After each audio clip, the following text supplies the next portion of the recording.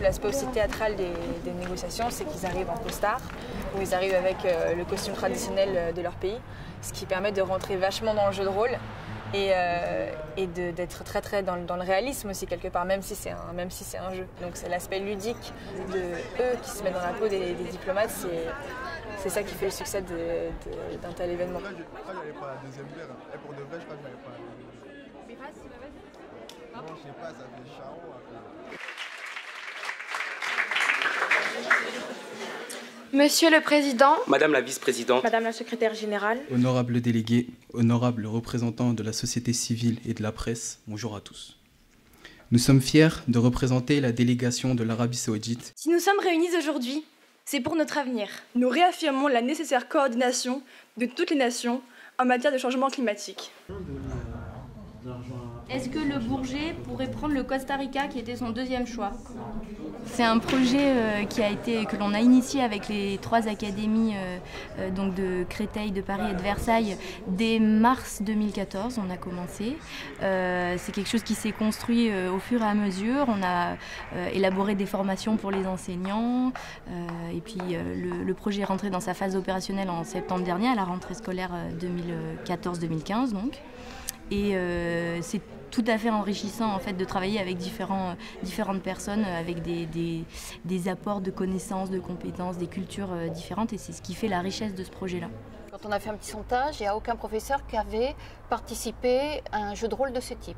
Donc c'est quand même important d'être un peu guidé pour démarrer. Il y a aussi que c'est un projet interacadémique, qu'on veut à la fin que tous les lycées se rencontrent. Donc il faut que ce soit coordonné et que tous les lycées marchent dans la même direction. Ils sont tous volontaires, ce sont des établissements de nature très différente puisqu'on a des lycées généraux et technologiques et puis on a aussi un lycée professionnel. On a été assez ouvert sur les choix sur les candidatures. On a privilégié un niveau de classe qui est la classe de seconde de façon à ce que le projet puisse se poursuivre dans le temps puisque la COP 21 aura lieu en décembre 2015. Mais au-delà de ça, c'est la motivation des équipes qui nous a guidés dans le choix des lycées. Que vous répondez chance, opportunité, levier, action, il faut répondre par le message vraiment positif. Et vous lâchez l'argent en dernier. Dernier. L'argent, vous le lâchez en dernier. On a appris beaucoup par le travail en équipe, parce que ça nous a véritablement obligés à travailler en équipe, de manière beaucoup plus constructive et poussée que le travail qu'on peut mener. On a aussi beaucoup appris des élèves. Et je dois dire que pour ma délégation, l'Union européenne, j'ai vraiment vu mes élèves se surpasser. Et je suis extrêmement fière d'eux. Et ça pousse aussi à établir une autre relation avec les élèves. Et ça nous a beaucoup enrichis aussi. depuis la catastrophe de Fukushima en 2011, notre consommation d'énergie fossile a fortement augmenté. Ça leur tenait vraiment très à cœur de tourner une vidéo parce que ça permettait de montrer certaines compétences qu'ils n'avaient pas forcément pu développer en séance, en cours. Et en fait, on a découvert un autre visage des élèves. Donc c'était très intéressant parce que certains se sont vraiment révélés être de bons acteurs, par exemple. Et puis ça a permis aussi de faire avancer le travail sur les négociations. On représente les Maldives, les petits États insulaires et les pays pauvres. On est des terres qui allons disparaître si aujourd'hui on ne fait rien pour eux. D'ici 50 ans, les Maldives et d'autres États vont disparaître. Les pays qui sont dans le même cas que nous, qui sont développés, ils vont pas pouvoir nous demander de faire un plus gros effort qu'eux, ils en produisent. Ça, l'Australie ou le Canada, ils vont pas vous demander de faire mieux. Bah non, ils sont pires que ils sont à peu près comme nous. On prend le rôle très à cœur parce que on joue des méchants et il faut montrer le vrai visage des États-Unis. On n'est pas que les méchants comme on est décrit.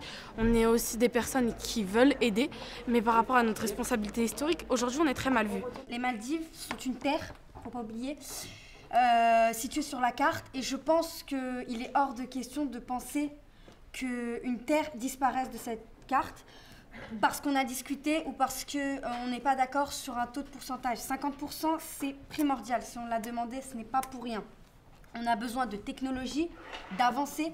Je rappelle qu'on n'est pas un pays développé, donc il nous manque beaucoup de compétences. 50% de la part du fonds vert, c'est pour nous une priorité. Et il y a d'autres priorités, comme par exemple pour nous le Brésil, les forêts, bien aussi pour la Russie. Parce que les forêts, c'est vraiment extrêmement important. C'est l'une des causes, la déforestation est l'une des causes principales du réchauffement climatique. Et donc nous pensons que 50% c'est trop. Et nous préférions 25%. L'Union européenne tient à préciser que, bien sûr, aucun pays ou île ou ville ou peu importe ne sera rayé de la carte. 25% en adaptation, c'est déjà énorme. Après, je suis d'accord, les problèmes qui sont connus en adaptation sont quand même gravissimes. Et je pense qu'on pourrait trouver un consensus entre 25% et 50%. Pour vous, grand État, c'est peut-être peu, parce que vous êtes développé. On est tous vulnérables, c'est vrai, mais on l'est en priorité. C'est peut-être pas beaucoup pour vous, mais c'est énorme pour nous et nos populations ainsi que nos terres. Donc le descendre à 45, c'est pour nous un gros effort de notre part. Maintenant, nous, ce qu'on attend de vous, c'est d'y mettre du vôtre. Nous, notre objectif, c'était de ne pas dépasser les 25%. Après, le problème, c'est pas un problème de financement, puisque le financement, on a déjà payé, c'est juste la répartition du financement qui se fait, et c'est ça qu'on essaie de négocier. Donc je trouve que 25%, c'est suffisant, alors que 50% c'est excessif, alors qu'on a d'autres problèmes. On donne déjà la moitié à un seul problème par rapport au réchauffement climatique. Après, nous aussi, on a un objectif, on veut aussi faire des efforts, mais 45% c'est aussi trop élevé. Et nous, la Chine, nous voulons bien aller jusqu'à 35% grand maximum.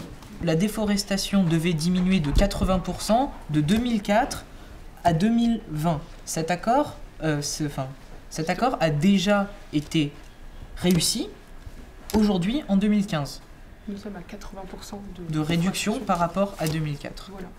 Nous acceptons donc de faire un compromis et d'arrêter définitivement la déforestation, mais il faut forcément une aide financière pour compenser justement cet arrêt. Vous aviez dit que vous vouliez reboiser, c'est très bien, mais vous pouvez, au lieu de reboiser dans votre pays, vous pouvez reboiser ailleurs. Ça a le même impact et du coup ça vous laisse plus de place ça vous laisse plus de terre pour l'agriculture. Il faut entrer dans la peau d'un personnage. Alors moi, c'est la délégation du Brésil, donc je me suis mis dans l'esprit d'être une Brésilienne qui défend son pays, qui défend sa culture, son peuple, tout ça, pour son bien-être et nos besoins surtout. Et je me suis mis salée, ça a coulé sur l'eau, j'étais très à l'aise, j'ai parlé librement avec mes collègues qui étaient très sérieux aussi, les délégations on était très sérieux. On vous voyait, il y a eu des moments d'intercation parce qu'on n'était pas tous d'accord.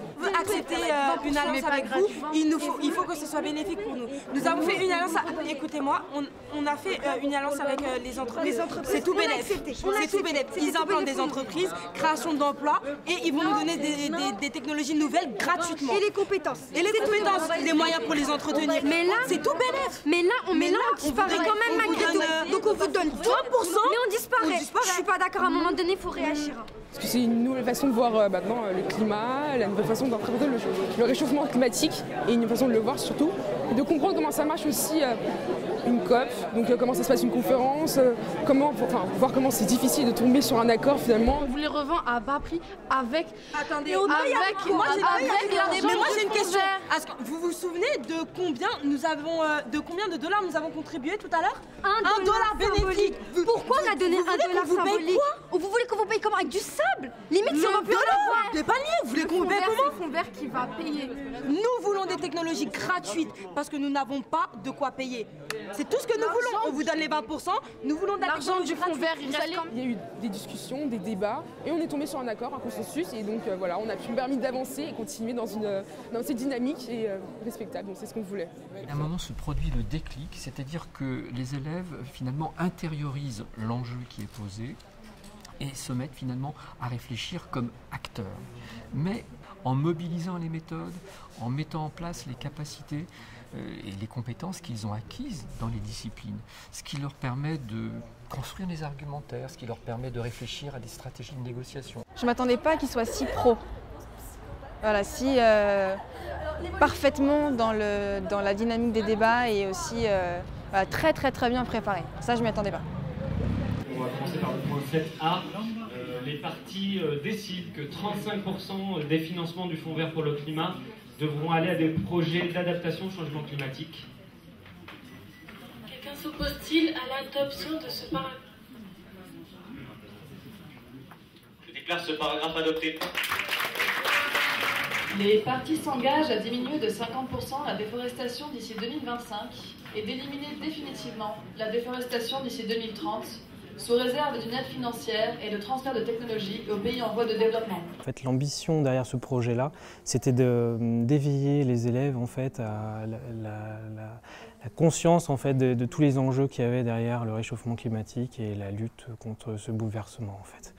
Et comme on a déjà un long passif d'action sur les lycées co-responsables en fait, en termes d'action de lutte contre le réchauffement climatique, c'était l'occasion justement de lier en fait, toute cette compréhension des enjeux internationaux à des actions très concrètes sur les lycées, en fait, puisque tous ces lycées-là font aussi des actions dans leur lycée, que ce soit des plantations fleuries ou des mares. On a des lycées qui travaillent sur les économies d'énergie, des lycées qui travaillent sur les économies d'eau, sur la meilleure gestion des déchets. Donc toutes ces petites actions-là en fait, contribuent dans tous les établissements en fait, à lutter justement contre le réchauffement climatique. Donc c'était ça l'intérêt, c'était de lier à la fois ces enjeux et aussi des actions concrètes. Est-ce que quelqu'un s'oppose à l'adoption des accords du projet? Je déclare l'adoption officielle des accords du projet et la fin de ces négociations.